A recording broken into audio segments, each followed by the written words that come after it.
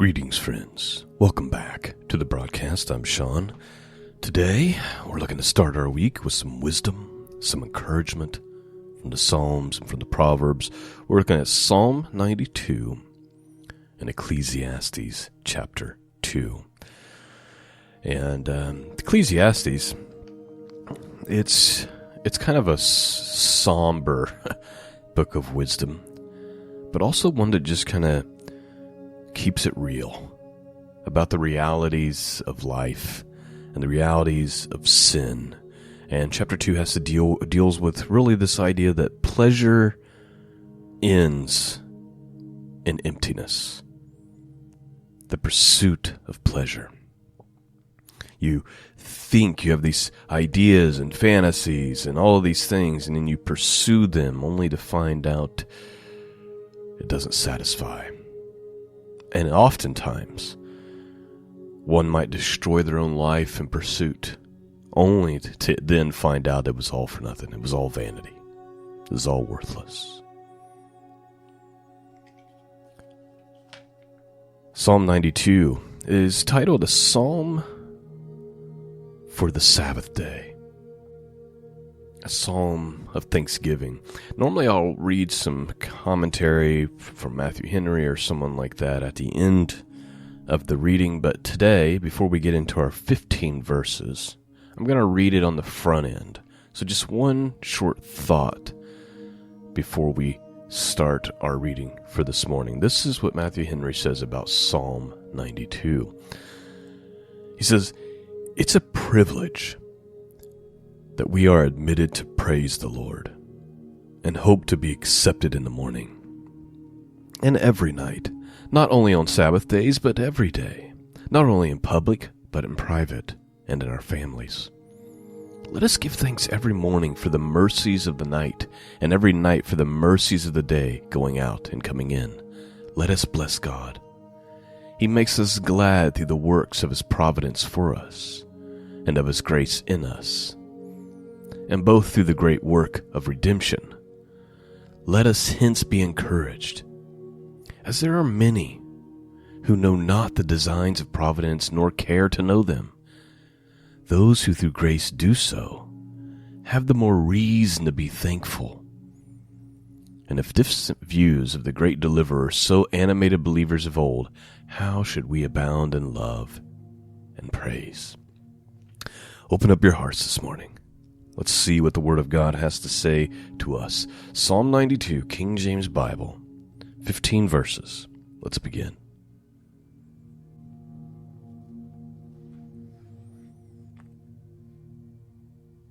It is a good thing to give thanks unto the Lord, and to sing praises unto thy name, O Most High, to show forth thy loving kindness in the morning, and thy faithfulness every night, upon an instrument of 10 strings, and upon the psaltery, upon the harp, with a solemn sound. For thou, Lord, hast made me glad. Through thy work I will triumph in the works of thy hands. O Lord, how great are thy works, and thy thoughts are very deep. A brutish man knoweth not, neither doth a fool understand this. When the wicked spring as the grass, and when all the workers of iniquity do flourish, it is that they shall be destroyed forever. But thou, Lord, art most high forevermore. For lo, thy enemies, O Lord, for lo, thy enemies shall perish, and all the workers of iniquity shall be scattered. But my horn shalt thou exalt like the horn of a unicorn. I shall be anointed with fresh oil. Mine eyes also shall see my desire on my enemies, and my ears shall hear my desire of the wicked that rise up against me. The righteous shall flourish like the palm tree. He shall grow like a cedar in Lebanon. Those that be planted in the house of the Lord shall flourish in the courts of our God. They shall still bring forth fruit in old age. They shall be fat and flourishing. to show that the Lord is upright. He is my rock, and there is no unrighteousness in him. And that, my friends, is Psalm 92. It's hard to live in this world and not see the wicked prosper and think, really? Why does everything just seem to fall into place for these people who have no love for God, no love for humanity, only greed, selfishness, and yet they prosper, and yet it seems to shine on their lives all the time? It's hard sometimes not to have those thoughts when you are sold out to God and yet struggle. The psalmist here says, when the wicked spring as grass, and when all the workers of iniquity do flourish, here's why. It is that they shall be destroyed forever. Like this, for them, this is as good as it'll ever be. Eternal torment is their future. It is that they shall be destroyed forever, but thou, Lord, art most high evermore. For thy enemies, O Lord, for thy enemies shall perish. All workers of iniquity shall be scattered. We have to look at things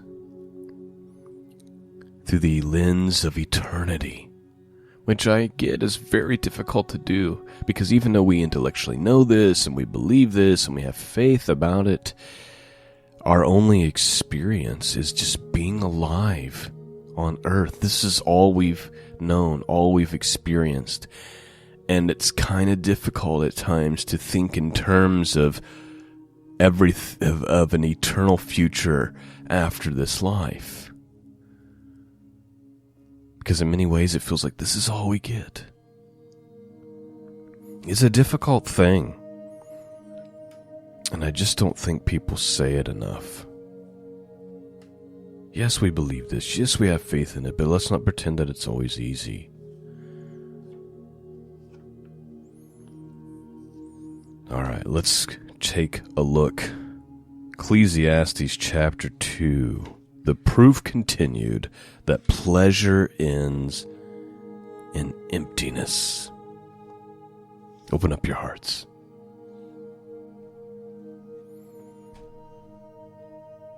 Verse 1. I said in my heart, go to now, and I will prove thee with myrrh. Therefore enjoy pleasure.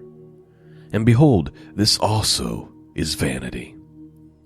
I said of laughter, it is mad, and of mirth, what doeth it? I sought in my heart to give myself unto wine, yet acquainting my heart with wisdom, and to lay hold on folly, till I might see what was that good for the sons of men which they should do unto the heaven all the days of their life. I made me great works, I builded me houses, I planted me vineyards. I made me gardens and orchards, and I planted trees in them, all the kinds of fruits. I made me pools of water to water therewith, the wood that bringeth forth trees. I got me servants and maidens and handservants born in my house. Also I got great possessions of great and small cattle, above all that were in Jerusalem before me. I gathered me also silver and gold, and the peculiar treasures of kings and of provinces. I got me men singers and women singers, and the delights of sons of men as musical instruments, and all of that sorts. So I was great, and increased more than any that were before me in Jerusalem. Also my wisdom remained with me, and whatsoever my eyes desired I kept not from me. I withhold not my heart from any joy, for my heart rejoiced in all my labor, and in this was my portion of my labor. Then I looked on all the works that my hands had wrought, and on the labor that I had labored to do, and behold, all was vanity and vexation of spirit, and there was no profit under the sun.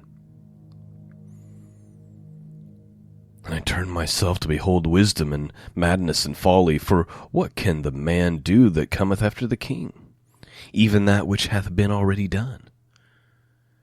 Then I saw that wisdom excelleth folly, as far as light excelleth darkness.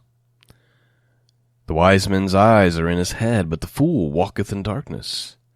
And I myself perceived also that one event happeneth to them all. Then I said in my heart, as it happeneth to the fool, so it even happeneth to me. And why was I then more wise? Then I said in my heart, that is also vanity. So please note, he starts off, Solomon says, look, I obtained every possession known to man. And I had gardens, and I had pools, and I had handmaids, and servants, and singers, and it was all vanity. It was all vexation of spirits. It never satisfied. So then I thought, then I'm going to seek wisdom. And he says, you know what I discovered? That bad things happen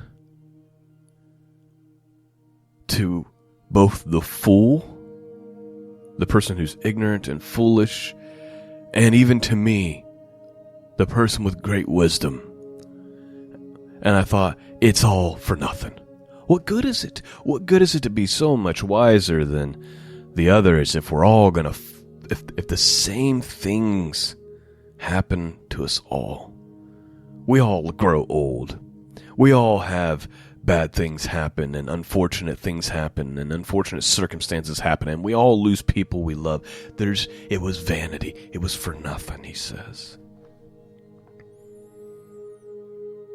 Verse 16, for there is no remembrance of the wise more than of the fool forever. Seeing that which now as in the days to come shall be forgotten. And how dieth the wise man? As a fool.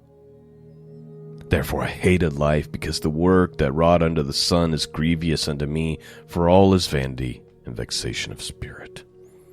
Yea, I hated all my labor which I had taken under the sun, because I should leave it unto the man that shall be after me.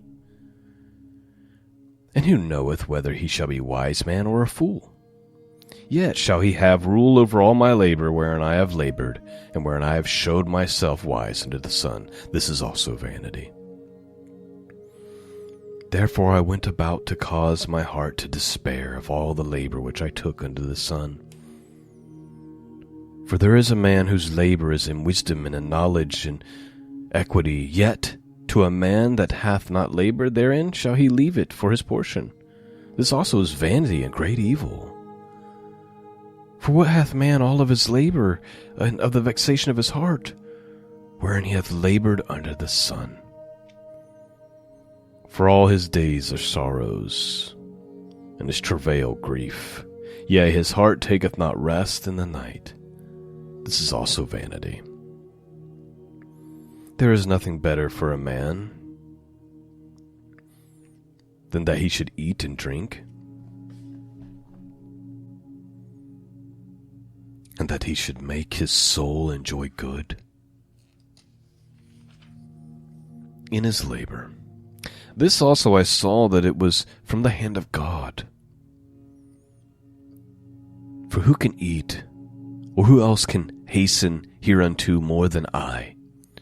For God giveth to a man that is good in his sight wisdom and knowledge and joy. But to the sinner he giveth travail, to gather and heap up, that he may give to him that is good before God.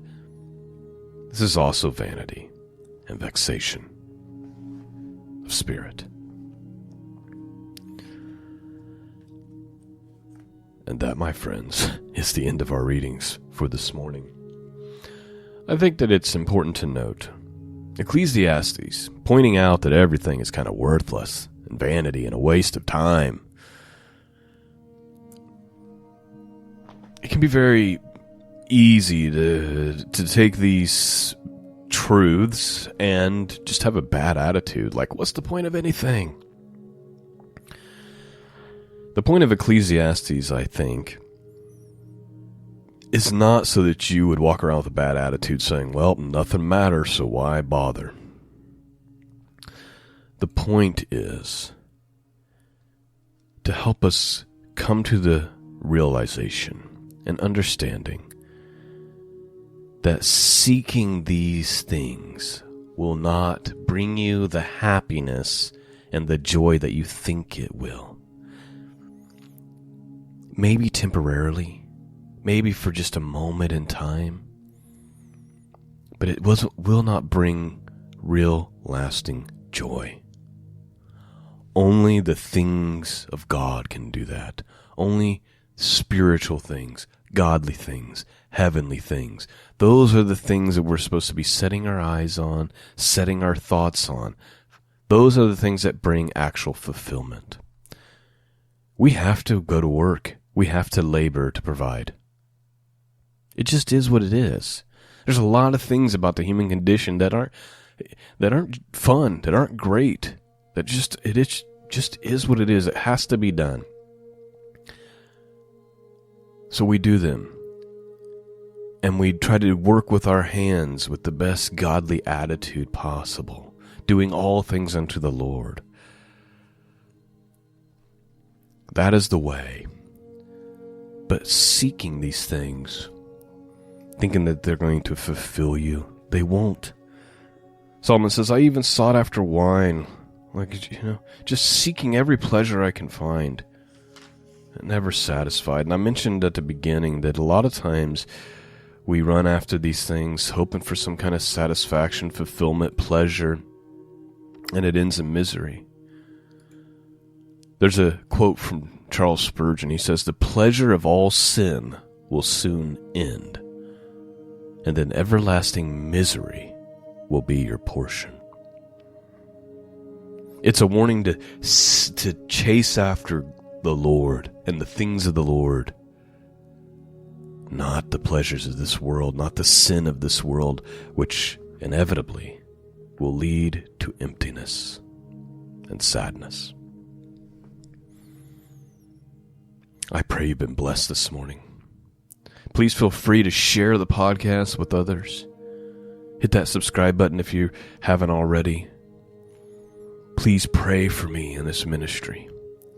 And then for all of you who support the mission of truth, thank you so much. You can do that, by the way, by going to scriptureandprophecy.com, clicking that donate and support tab at the top.